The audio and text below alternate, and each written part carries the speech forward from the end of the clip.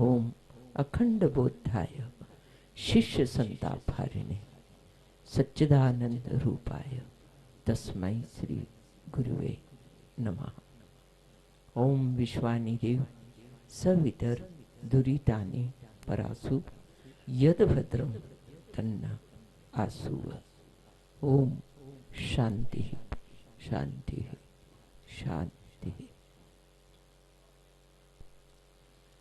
बहुत अच्छी बात आप सुन रहे थे कि सामान 100 साल का पल भर की खबर नहीं, सब जानते हैं।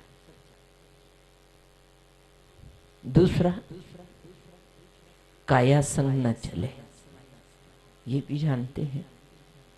तीसरा, माया संग न चले, ये भी जानते हैं। मतलब माया भी होना चाहिए हमारे पास, पैसा भी होना, सब होना चाहिए, लेकिन मूर्छा में ना रहे, बेहोशी में ना रहे, उसकी समझ, उसका ज्ञान रहे कि ये सब साथ जाने वाला नहीं है और मृत्यु निश्चित है। एक ही चीज सत्य है इस धराधाम पे कि हम मरेंगे, ये निश्चित है, पक्का है। ये डराने के लिए है क्या?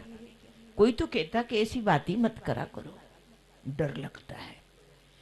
तो डर लगने से क्या मौत आपको छोड़ देगी क्या? कबूतर अगर आंखें बंद करके बैठ जाए बिल्ली को देख करके, तो क्या बिल्ली उसे छोड़ देगी? नहीं छोड़ेगी। बात डरने की बिल्कुल भी नहीं है, बात जागने की है, समझने की है।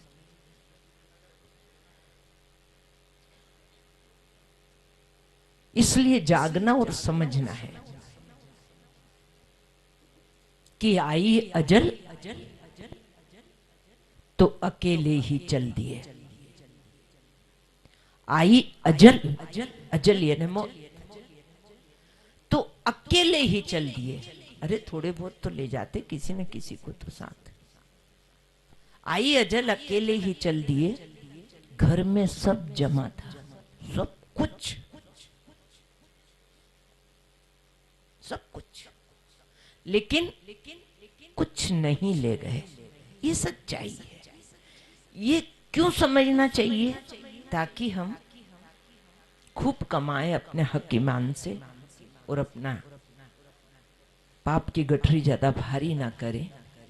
क्योंकि उदय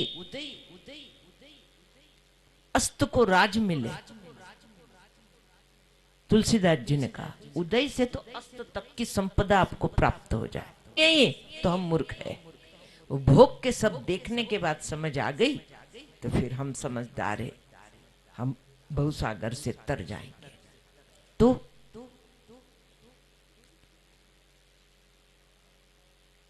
पैसे से हुस्न को बिकते देखा, पैसे से माँ बाप को झगड़ते देखा,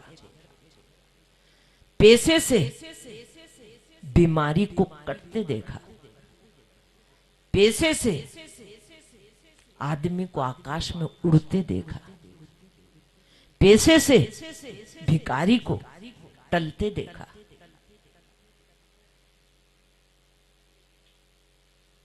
लेकिन पैसे से न मौत को टलते देखा। यहां ये भी काम नहीं आएगा। ये कोरोना ने प्रैक्टिकल करके दिखा दिया है ना। तो वो संसार की आवश्यकता है, ध्यान दो, नहीं तो तुम गलत सत्संग सुन लो। परमात्मा का नाम,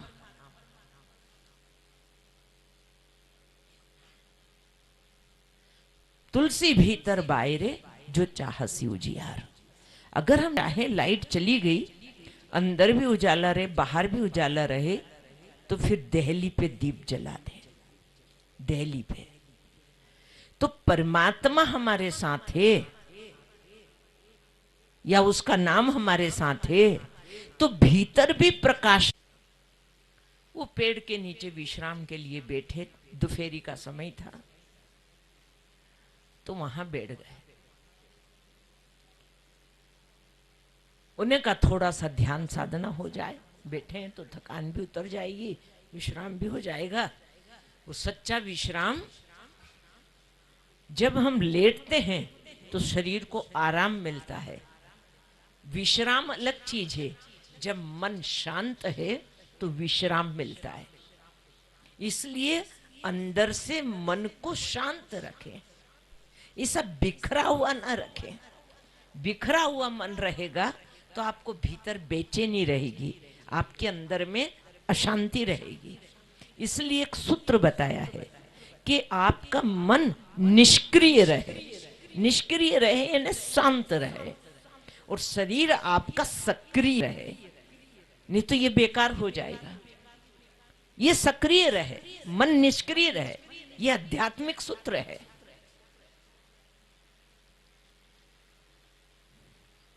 तो अर्थ और काम ही सत्य है। और जब मरने लगे तो पता चला राम नाम सत्य है,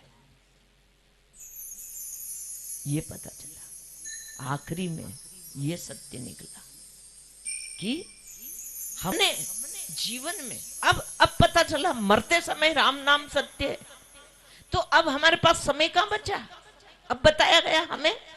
इसलिए ध्यान देना, ये गुरु तुम्हें पहले से ही बताते हैं कि थोड़ी कमाई करते चलना साथ साथ, जैसे साइड बिजनेस करते हो इस तरह से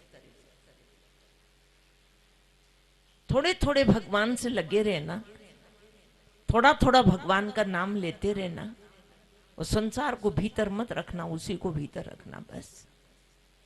अब मरते वक्त पता चलेगा तो किस काम का, किस काम का। एक व्यक्ति युवा था, खतरनाक एक्सीडेंट हुआ उसको, खतरनाक, सब चीजें डैमेज हो गई, मतलब सर भी फूटा, हाथ पैर भी टूटे, कमर में भी चोट, सब जगह उसे चोट आई। और तभी कल कहा था कि अगर तुम्हारे अंदर विचार आ जाए दूसरे का बुरा करने का, आप तो हिमाचल के लोग हो, पर ये दुनिया में सब तरह के लोग हैं ना, तुलसिया संसार में भांति भांति के लोग, सबसे हिलमिल चालिए नदी नाव संजो, ऐसा तो कोई भी नहीं करता नीचे की लाइन का पालन तो, लेकिन अकारण भी दुश्मनी करते हैं। और करते क्या है? बस इसका बुरा करते हैं। फसल खड़ी है आग लगा दे, घास का ढेर लगा है बेचारे का, ये सब बहुत चलता है गांव में, बिगाड़े के काम। तो जो भी दूसरे का बुरा करता है वो अस्पताल का एक चक्कर लगा के आ जाए तो उसे पता चल जाए कि कर्मों का फल क्या होता है, ये उसको नजर आ जाएगा वहां नजारा कि 10-10 किलो के पत्थर बांध के टांग ऊपर बांध रखी, पत्थर लटक रहा है उससे, कैसे कैसे नजारे होते हैं अस्पताल के। वो क्या नजारा है? कर्म है हमारा। बीमारी बन के कर्म आता है। ध्यान देना, आपने थोड़ा कम ज्यादा खा लिया ना, जो खाने पीने से गड़बड़ हुई है वो दवाई लेने से ठीक हो जाएगी, लेकिन हमारे प्रारब्ध से जो बीमारी आएगी ना, वो दवाई लेके कभी ठीक नहीं होगी, वो भोगना ही पड़ेगा। तो हमारा पाप बीमारी बन के भी आता है, हमारा पाप बेटा बन के आता है, हमारा पाप बाप बन के आता है, हमारा पाप पति बन के आता है, हमारा पाप पत्नी बन के आता है। ये सब मैंने देखा हुआ है, ये सब चीजें देखी हुई है कैसे आता है। इसलिए समझदारी से इस जीवन को बिल्कुल तैयार कर लो।